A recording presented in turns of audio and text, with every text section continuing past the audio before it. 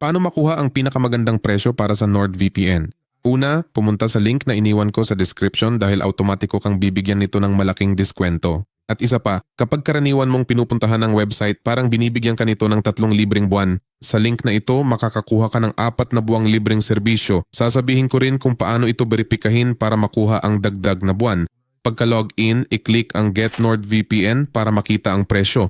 Ang naiiba ngayon ay sa itaas mo pipiliin ang tagal ng panahon na gusto mo para sa plano 1 taon, 2 taon o 1 buwan.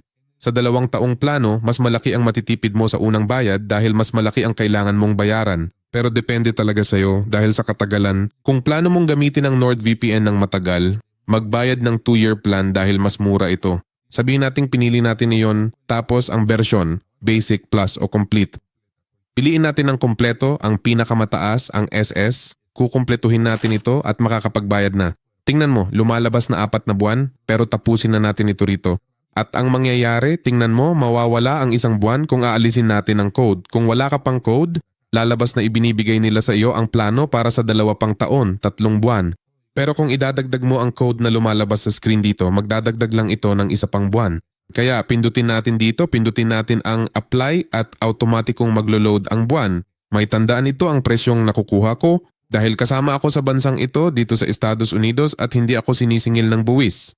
Pero depende sa bansa mo, maaaring singilin ka ng buwis at depende rin sa estado mo sa bansa mo, kaya pwede kang pumili ng alinman dito. Piliin natin halimbawa sa kasong ito ang Colombia at Mira na may 19% buwis at kabuo ang $20 at 47, kaya tumataas ang presyo.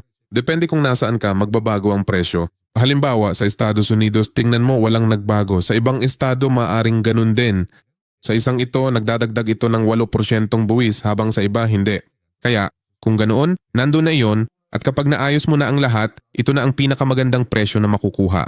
Ilagay mo rito ang iyong email address at dito mo pipiliin ang paraan ng pagbabayad, card, Google Pay, PayPal o cryptocurrency. Magbabayad ka lang at tapos na. Sa ganitong paraan makukuha mo ang pinakamagandang presyo.